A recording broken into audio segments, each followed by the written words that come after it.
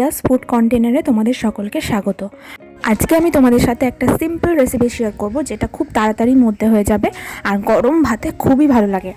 বাড়িতে কোনো সবজি না থাকলে এভাবে একবার বানিয়ে দেখো, এটা দিয়েই কিন্তু ভাত খাওয়া হয়ে যাবে আর এটা ভীষণ হেলদিও। তো তার জন্য আমি প্রথমে 4টে ডিমকে সেদ্ধ করে নিয়েছিলাম। এরপর খোসা ছাড়িয়ে 4টে ডিমকে আমি তেলের ওপর একটু নেড়ে নেব, একটু ভাজা ভাজা হবে গাটা। তারপর আমি এগুলোকে তুলে নেব।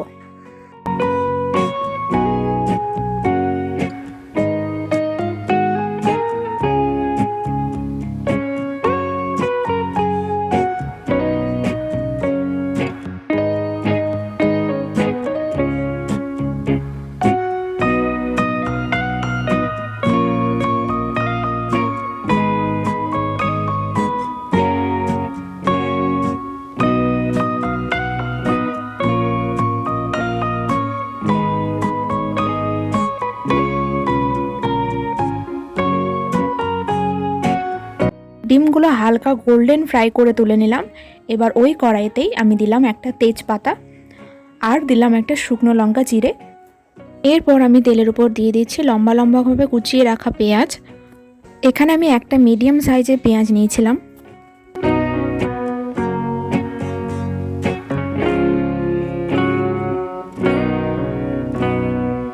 পেঁয়াজগুলো হালকা গোল্ডেন ফ্রাইভাবে ভাজা হয়ে গেলে আমি একটা বাটিতে নিয়ে নিচ্ছি 1 টিস্পুন মতন আদা বাটা আর 1 টিস্পুন রসুন বাটা।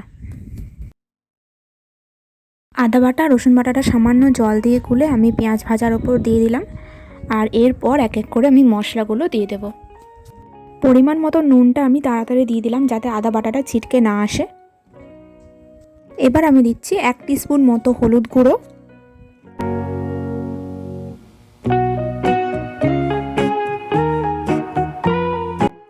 আর এখানে আমি দিচ্ছি 1/2 টিস্পুন মতো জিরে গুঁড়ো।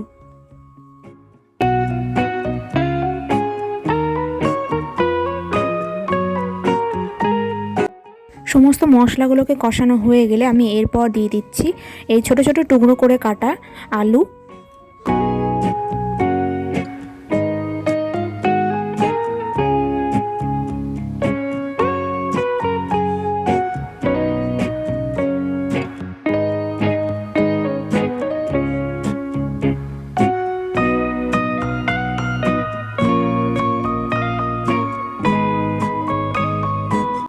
আলুগুলো মশলার সাথে একটু নেড়ে নিতে হবে।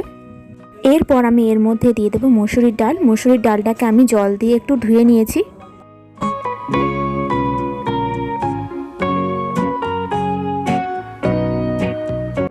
মসুরির ডালটা দিয়ে আমি বেশি নাড়বো না। এরপরই আমি এতে দিয়ে দেবো পরিমাণ মতন জল। যেমনটা আমরা বাড়িতে আলু দিয়ে মসুরির ডাল বানাই, এটাও সেই রকমই হবে, তাই সেই রকম পরিমাণ মতোই জল দিতে হবে।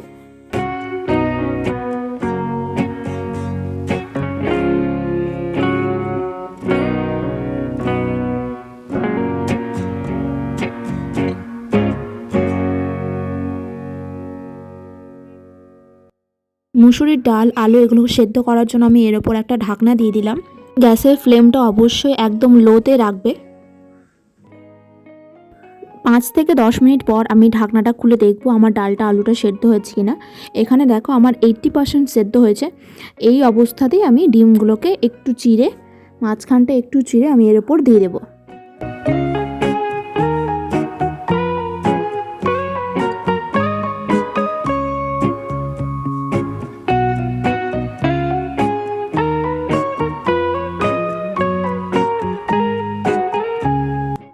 একটু সামান্য নেড়ে নিয়ে আমি এর ওপর জল অ্যাড করছি, কারণ এটা ঠান্ডা হওয়ার পর একটু জমে যাবে, তাই জন্য এটা একটু পাতলা রাখতে হবে।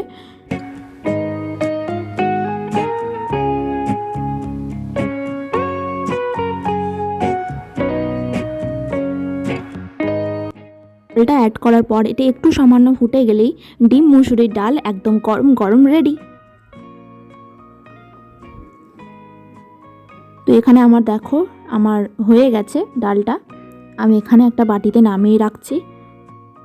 এটা আর আলাদা করে ছোঁকার দরকার নেই, কারণ প্রথমেই আমি তেল, শুকনো লঙ্কা, তেজপাতা দিয়ে ছেঁকে এটা চাপিয়েছিলাম, তো এটা আর আলাদা করে ছুঁকতে হবে না।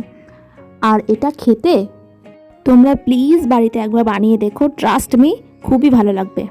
গরম গরম ভাতে ডিম আলু দিয়ে এইভাবে ডাল আর কিচ্ছু চাই না, এই দিয়েই ভাত খাওয়া হয়ে যাবে। তো আজকের দুপুরে আমি এটাই খেয়েছি। তোমাদের যদি এই চটজলদি হেলদি রেসিপিটা ভালো লেগে থাকে তাহলে রেসিপিটাকে একটা লাইক করে দিও আর চ্যানেলটাকে সাবস্ক্রাইব করতে ভুলো না এই ধরনের ভিডিও পেতে। তো নেক্সট ভিডিওতে আবার দেখা হচ্ছে। আজকের মতন টাটা।